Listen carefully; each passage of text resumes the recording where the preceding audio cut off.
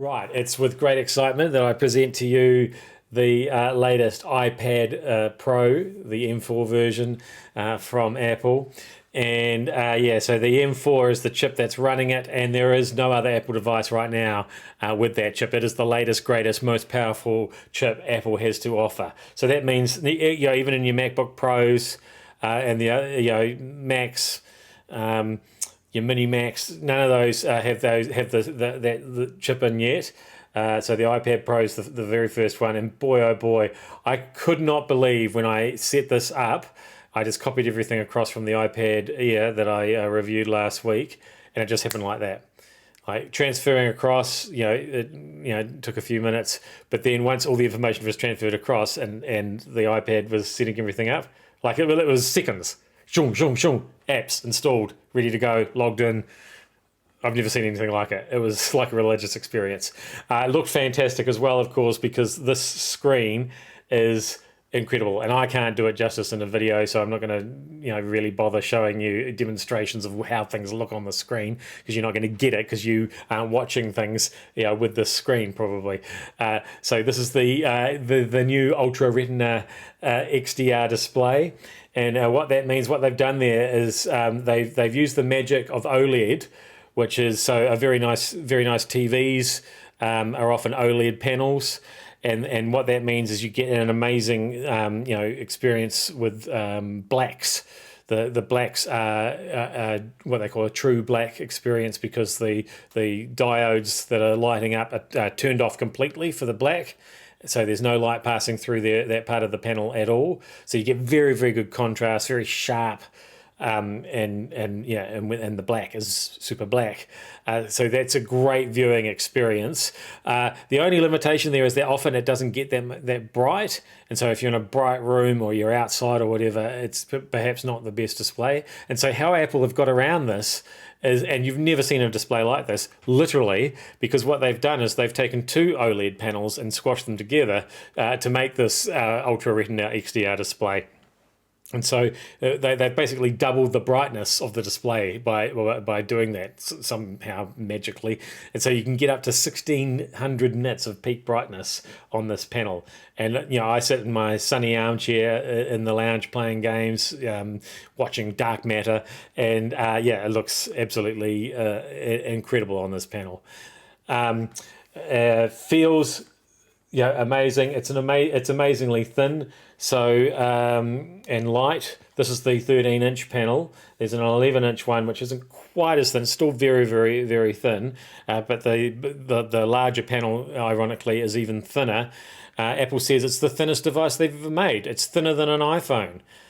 Which is incredible. And then I thought, well, hang on, thinner than everything that they've ever made? What about the iPod Nano? Do you remember the iPod Nano? That was pretty thin. Happened to have one floating around here. And if we held that up side by side, I thought, surely it's not thinner than that.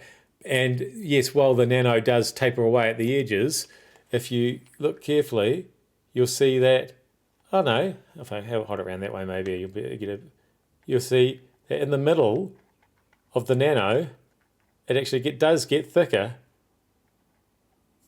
than this iPad Pro. Isn't that amazing? So it's an incredible piece of engineering. It's full of graphite for thermal cooling. They've completely redesigned the cooling system. It's about 20%, runs about 20% cooler than the previous, and you've already got that more efficient chip anyway.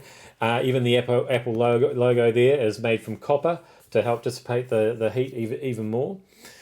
So yeah, I mean, it really is quite an amazing piece of technology. Can't wait to get you inside it so you can see what it feels like from the inside. But before we do, let's have a look at some of the accessories. So obviously we've got if I just hold this up to the light here, you'll see, can you see that the camera, the forward-facing camera is on that landscape edge where they all are now. And that's where I would definitely prefer it as well. And then if we add the Apple Pencil Pro on there, so that'll charge wirelessly from there. And I showed you some of the cool tricks that the Apple Pencil Pro can do with the iPad Air last week. You can also, but I mean, this device will take it to a whole other level. For creators out there using something like Procreate, doing 3D animation, you can manipulate 3D objects even during your edit, so you can play your 3D animation back, and then you can actually manipulate a 3D object while you're playing it back and add it into your edit that way.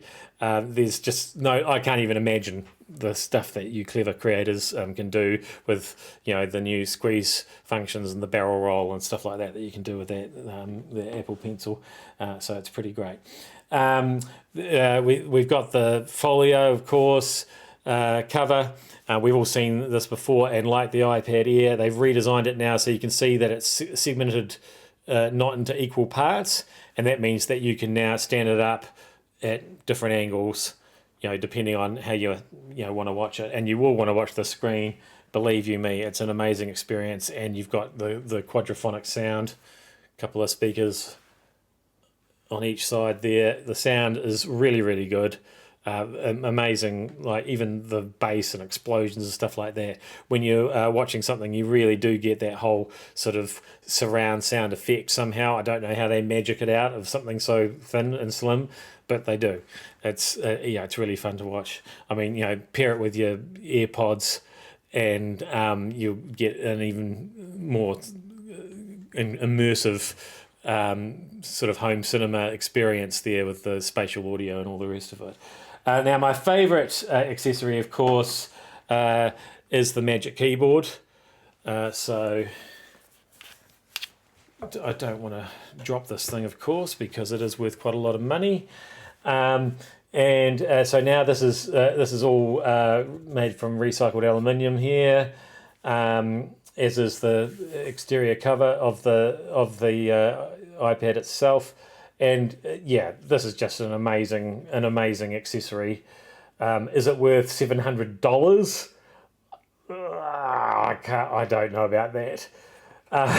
But it's a pretty amazing accessory, and it basically does turn this into a laptop. Now, I think in the past with reviews with iPads, we've always, when I say we, I mean tech reviewers, have always sort of been tempted to compare them to laptops. Can they do everything a laptop can do? And this is the first time where I've sort of looked at things the other way and thought, actually, this is so much better than a laptop because of the limitations that a laptop has, or indeed even a MacBook. But by adding that Magic Keyboard, for example, you've basically got a touchscreen MacBook right there.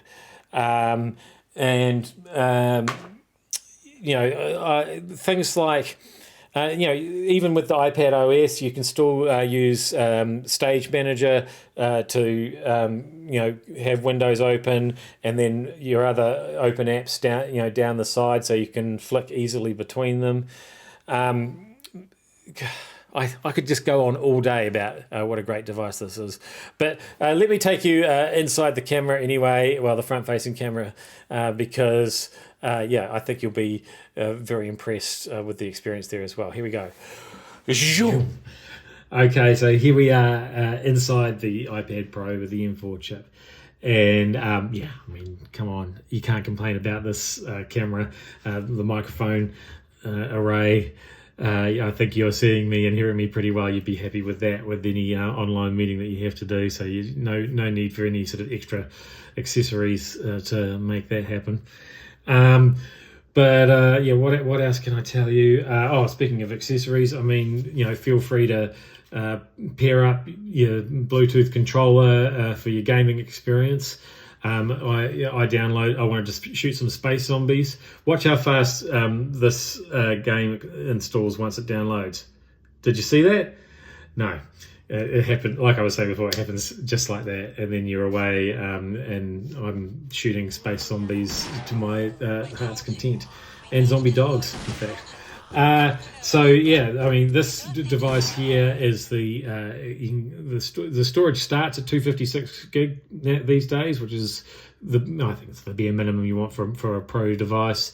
Goes right up to 2 terabytes, which this device has. There's even an option to add nano texture glass, which is a non-reflective surface So if you're planning on using the iPad, I mean, it's already very bright, but if you're using it outside or in very bright conditions, that might be something you want to think about. This device doesn't have that. So that's an added extra. There's a lot of things that add up, and things to start getting very expensive very quickly. Your basic 256 gig iPad Pro will start at $2,599, and for what it can do for that latest chip technology, I think that's probably fair enough. The device I'm using here, with the Apple Pencil Pro, which is nearly $250, the Magic Keyboard, which is $700, and then the 2 terabyte iPad Pro, that all adds up to just below $6,000. So yeah, I mean, if you want a premium tablet experience, you've got to be ready to pay a premium price. But it is the premium experience. I can't really fault it.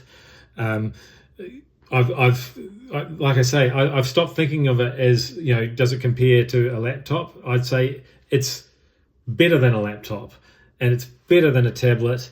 It's better than everything. It's the ultimate mobile computing experience now, and it's only going to get better once the new iPad OS, which was launched this week, arrives sometime around September.